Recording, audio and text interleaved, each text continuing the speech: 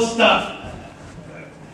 I don't even know what this is, but isn't it just the coolest thing? You just need to calm down. No, all this equipment, it's dangerous. It's not dangerous. Even Daryl came up he said this afternoon, he said, Pastor, some of this stuff, he said, it could be dangerous. It doesn't look dangerous. Well, it could be. Just put it down. Don't do it. You give it dangerous. High voltage. This is ball. That's right. So cool. That's one of those things that you just can't mess around with. I want to touch it. No, don't touch it. Don't touch it. I want to touch it. Don't do it. Yeah. No.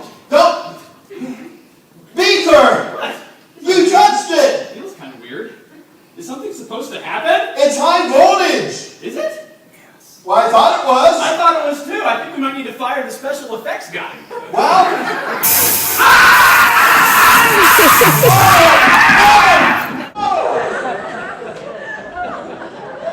He's dead! Oh, it's my fault. I should have had him more instructions for him. He's so young and innocent. Oh, he's gone. I remember he was just a little test tube baby. He grew up innocent. Oh, it's my fault. I'm the one to blame for this. What am I going to tell his parents? Oh. I didn't have parents. I was a test tube baby. What is wrong with you? What happened to the lights? Scaring me that way. I can't believe you. What happened to all the lights? Oh, the power's out. When you touch that, the voltage overloaded. Oh, we need an electrician. We should call Charlie Watson. He's really good at stuff like this. Are you kidding me? No, he's great. No. Charlie can You fix see it. that light up there? That light was messed up for 6 months. I kept telling Charlie, change the ballast. Oh no, can't be the ballast. No, change the ballast. I think it might be the ballast. Finally, you know what he did? What did he do? He changed the ballast. And it works. Well, it's not working now. That's because of you. No, don't worry. I cannot believe you I got did it all that. figured out. I got a battery. And a pin. But we don't need the pin. Look, this is a battery. This will work. A battery's not going to turn all this stuff on. I think it works. No. Yeah. This will work. It won't work, no. It'll work just fine. It's not going to work. I mean, how much electricity could this whole thing use? It's not going to work. Back in here. There we go. What happened? I put the battery back in. That's all you gotta do. Good as new. You need to tell that to Charlie. Oh, you can use a battery. Well, I tell you what. What? Do you think that battery has all the power in the world? Well, that's all the power we need anyway. I tell you what, there are more powerful things than that battery. Like what? Like the gospel of the Lord Jesus Christ. Well, that's true. All right. Think about that. Well, we do need to think about that. And tonight we're going to be looking at our time machine. We're going to bring another missionary out. What do you think about that? Well, that'd be pretty cool. We met Hudson Taylor yesterday, and he was kind of neat. All right, do you remember how to do this? Go ahead. No. Okay. But I can try. We got to turn the switch on. Here. There it is. Here the home. All right. Yes, I do hear the home. Okay, hit this one. Hit this Remember? one. A12 to D4. Yes. Then hit that one. Yep, D4. Good. Good. Slide this down. See? Remember that. Okay. Oh, All right. oh, here we go. There it is. There it is. Okay. Okay. I think it's working. It always makes me nervous. It sounds good to me, doesn't it to you all? The light's still out.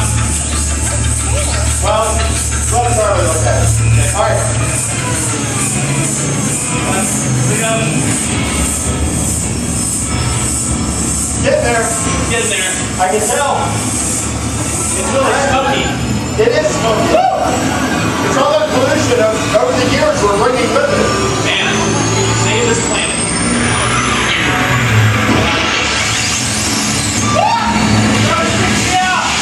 That's it. Yep. There's somebody in there? There he is right now. Okay. Okay. Okay. All right. Let's see who it is.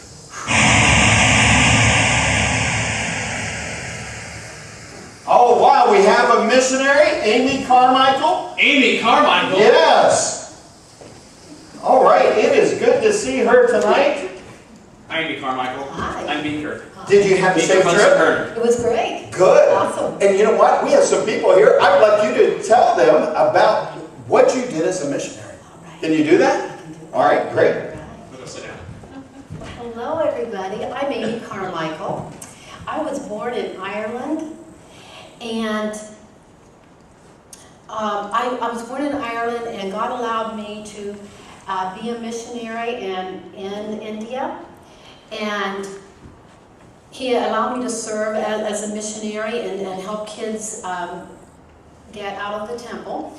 And actually, when I was raised and a young child, I lived near the ocean, and I loved the ocean. I loved it. And my mama lived there with me, and she had. I loved the blue skies. I loved the blue skies. I loved the water, and it was just beautiful. And I just really, really enjoyed the ocean. My mama had blue eyes. And I always wanted blue eyes. I thought that would be awesome to have blue eyes. And I was raised in a family where you could pray to God, you could talk to God, and you could get get answers, and He would always answer you. He would always be there for you. And so one evening, I went to bed. I prayed for blue eyes. I really wanted to have my mama's blue eyes. And I prayed for that. And I really did think that when I woke up that morning that I would have blue eyes. Well, I did not have blue eyes when I looked in the mirror that morning. I still had my brown eyes. Well, God, I learned at that time that no is an answer.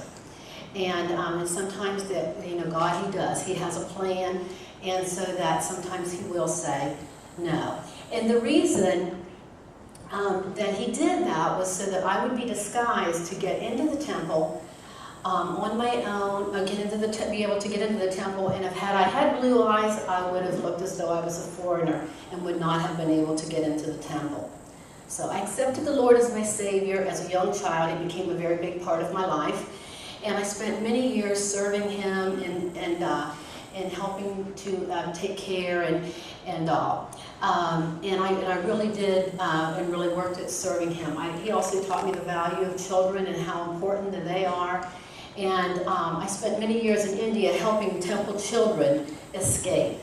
And oftentimes in the temple they were mistreated, misused, and abused.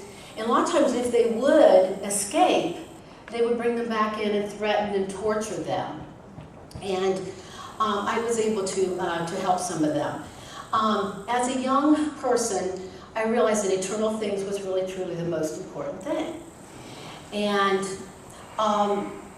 much to my surprise, though, I found that many people did not want to help. I was collecting for an orphanage and to build an orphanage for a place to live. And we'd ask a rich man, and I was asking a rich man who if he would help, and he would not even give one penny. But then I knew I didn't need to worry about that. I did not need to worry at all, that God would take care and He would provide. And so I went and I actually would rescue like one child, then two, then three, then 30, and then at the end of my life I had over 700 that I cared for. God always provided. He was awesome. He always provided. Whenever there was food needed, it arrived. When the rent was needing paid, there was money for that.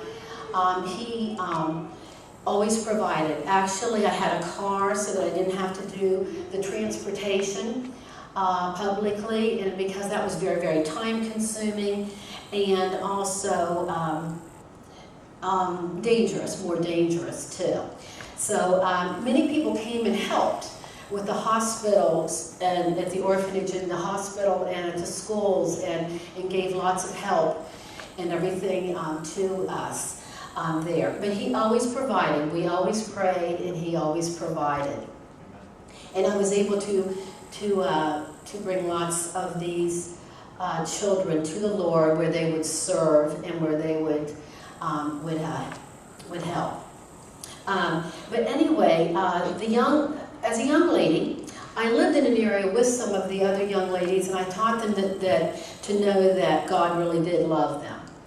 And I lived in an area where sometimes it was dirty, sometimes there was bugs. It wasn't really the most pleasant of circumstances there, but I knew that God had me where He wanted me to be. And I was able to bring those young women to the Lord and show them God's love, and have Him to, then they began to serve Him and all too.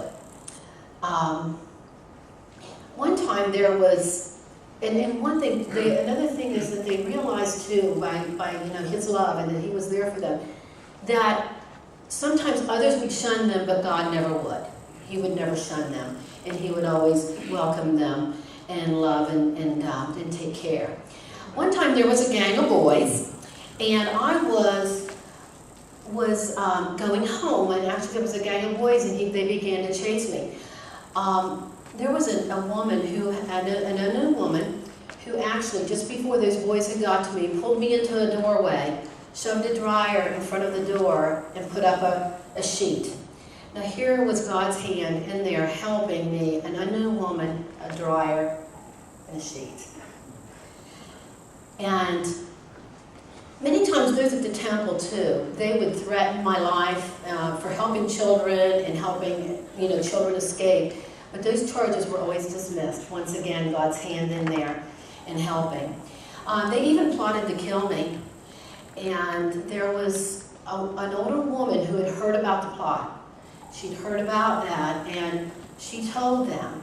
She said, she warned them, basically. She warned them, and she said, watch, I have saw God work through her, and her God is very, very powerful. And they actually, out of fear, disbanded that plot. I was able to serve Him for 55 years, and I never did return back to Ireland. For if I did return to Ireland, I would have never been able to get back into, I would never have anybody to actually take care of my children. And so God allowed me to adopt hundreds, but more important, I was able to lead them to Christ, where they would know Him and be able to serve Him. And later in my life, I had broke my leg, and it was a long time before it was a while before they had found me, and so that created some complications, and I began to have some problems with handicapped and actually being bedridden. And I was still able, though, to help in the missionaries and help in the ministry by writing letters and being able to, and praying. And then I did have an active part in seeing the old temple rituals to be disbanded too. Selling children was no longer allowed and was against the law. But that saved more children, far more children than I was able actually to personally save myself and help to escape. And my grandmother's maiden name had been Dowser, which meant I dare. And I dared to see God work and use me, and He truly did. He surely, surely did. I guess that's all. I better get back to my children. That is really cool. This is what I'm talking about, Beaker, okay? That last night we learned there are more important things than coffee, and tonight we're learning that there's more powerful things than a battery. That's right. And the power of the Lord was with Amy many, many times. That's pretty cool. And God bless you, Amy. We'll send you back here. Thank you. All right. You have a safe journey. Thank you. All right. All right. Fire it up again. All right. We'll fire this up. D2 to A7. A5. Sup! Here we go.